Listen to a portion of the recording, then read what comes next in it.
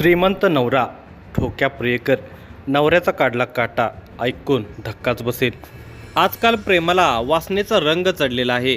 निर्मळ निर्वयाच प्रेम कालबाह्य झाले असून केवळ वासनेची वकवक म्हणजे प्रेम असे नवे सूत्रच काही जणांनी अवलंबण्यास सुरुवात झालेली आहे।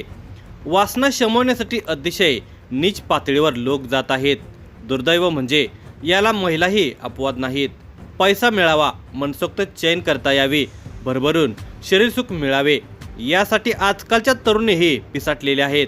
त्यांना लग्न संसार म्हणजे केवळ स्वार्थासाठी मांडलेला डाव वाटू लागलेला आहे। यातूनच अनेक गुन्हेगारी कृत्यामध्ये महिलांचा सहभाग वाढलेला आहे। अलीकडे तर केवळ पैशासाठी लग्न करून महिन्याभरातच पतीचा खून करणाऱ्या महिलांनी देशाला हादरा दिलेला आहे। उत्तर प्रदेशातील व्यापारी दिलीप यादव खून प्रकरण त्यापैकीच एक आहे। प्रगतीचे लग्नाआधीपासून अनुराग सोबत प्रेम संबंध होते, पण तिच्या पालकांनी तिचा विवाह दिलीपशी करून दिला। प्रगतीने दिलीप श्रीमंत आहे म्हणून त्याच्याशी लग्न केले होते। लग्नानंतर 15 दिवसातच त्याचा खून करून सारी मालमत्ता हडप करून अनुराग सोबत आईश करण्याचा तिचा प्लॅन होता। पण गुन्हा केल्यानंतर सुख नाही तर कारावास मिळतो हे तिला लवकरच समजून आले। या घटनेचा सविस्तर वृत्तांत पाहण्याअगोदर तुम्ही जर ह्या चॅनलवर नवीन असाल तर प्लीज आपल्या ह्या मराठी चॅनेलला नक्की सबस्क्राईब करा। उत्तर प्रदेशातील औरैया जिल्ह्यात मनैपुरी येथील व्यावसायिक दिलीप वय वर्ष 24 याच्यासाठी फापुंडी येथील प्रगती या तरुणीचे स्थळ आले होते। चार चौकीत उठून दिसणारी गोरीपान भारदस्त प्रगती पाहता क्षणी काळजाचा ठोका चुकवत होते। दिलीपची तीच अवस्था झाली होती। त्याने तिला पाहता क्षणी पसंत केले होते। त्याचा होकार मिळताच तिच्या घरच्याने घाई गडबड केली आणि 5 मार्च 2025 रोजी दिलीप आणि प्रगती यांचे लग्न झाले। प्रगतीसारखी पत्नी मिळाल्याने दिलीप खुशीत होता, पण प्रगतीच्या चेहऱ्यावर नाराजी दिसत होती। पण नवीन नवरी आहे, माहेर सोडून सासरी येताना आई वडिलांच्या पासून दुरावताना मन थोडे नाराज होणारच अशी मनाची समजूत दिलीप आणि त्याच्या परिवारातील लोकांनी करून घेतली होती। आनंदाने सगळे विधी करण्यात येत होते, पण प्रगतीच्या चेहऱ्यावर दिसणारी नाराजी कशामुळे आहे हे तिच्या पालकांना माहीत होते। प्रगतीने जवानीत पाऊल ठेवण्याआधीच करामती सुरू केल्या होत्या।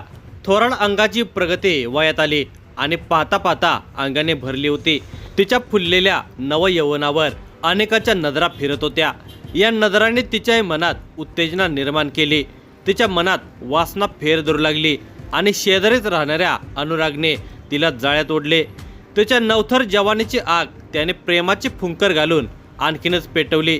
अजून 18 वर्षेही पूर्ण झालेले नव्हते, इतक्यातच तिने काम क्रीडा खेळण्यास सुरुवात केली होती। तिला वासनेचे धडे देऊन अनुरागने चांगलेच पटाईत बनवले होते।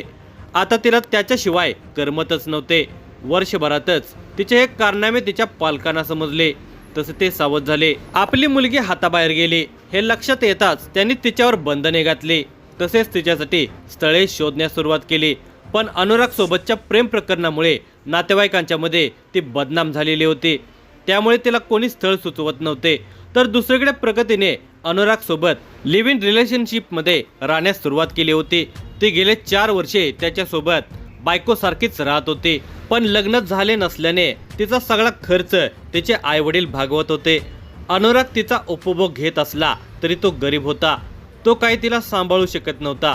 त्यामुळे तिचे लग्न त्याच्याशी लावून देण्यास तिचे पालक तयार नव्हते, पण तिला तर तोच हवा होता। त्यातच दिलीपचे स्थळ आले। दिलीप व्यापारी होता, श्रीमंत होता, त्याच्याकडे भरपूर संपत्ती होती। लग्नानंतर प्रगती त्या संपत्तीची मालकीण होणार होती, त्यामुळे तिच्या पालकांनी हे लग्न ठरवले। तेव्हा प्रगतीला होकार देण्याशिवाय पर्याय नव्हता। मनाविरुद्ध ती लग्नाला तयार झाली होती, पण तिच्या मनात वेगळेच कारस्थान रचले जात होते। तिच्या मनातला प्रियकर अनुरागला बोलून दाखवले, तसा तोही तयार झाला।